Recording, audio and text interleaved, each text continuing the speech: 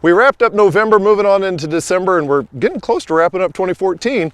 Derrell, what's happening in the markets right now?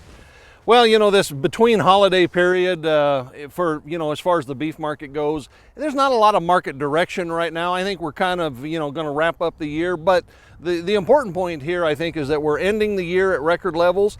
The ironic thing is that we began the year really at record levels, and the record levels we're ending up with are significantly higher than where we started the year. So it's been a year of a big increase.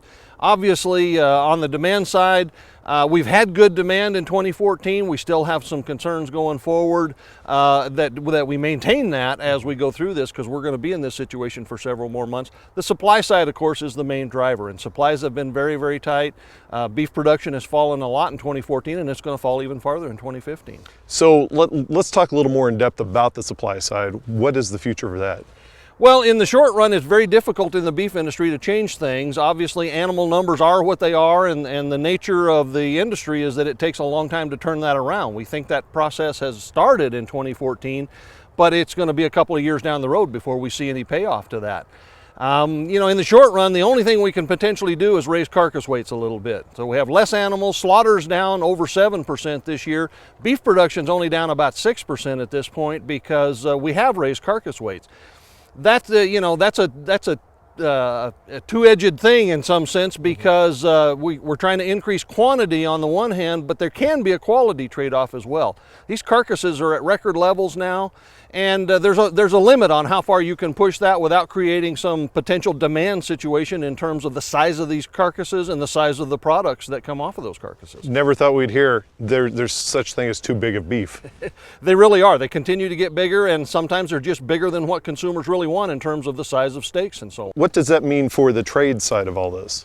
Well, on the beef imports and exports, high prices obviously is moderating beef exports. 2014 is going to be close to 2013 levels, could be plus or minus slightly.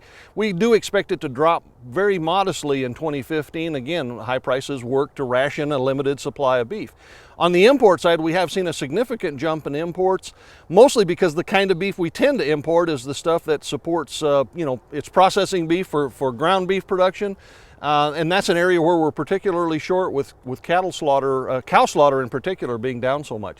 The other part of it on the North American continent is we do import cattle from both Canada and Mexico.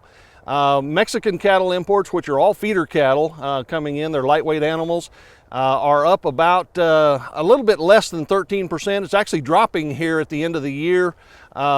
And numbers are tight everywhere, and I think that's the important point here. There's a limited supply available in both of those countries, Mexico in particular.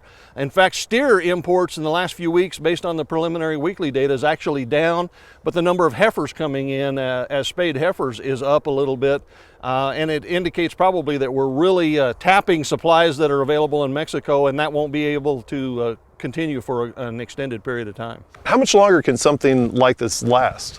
Well, to be honest with you, I'm a little surprised at the number of cattle we've gotten from Mexico so far this year. I didn't think they had supplies to continue doing it. Again, markets work very efficiently, though. High prices is pulling cattle from wherever they're available, and so we haven't run out yet, if you want to say it that way. But I think the ability for Mexican imports to continue at the level they have been is very limited to the next few months at most. Okay, thank you much.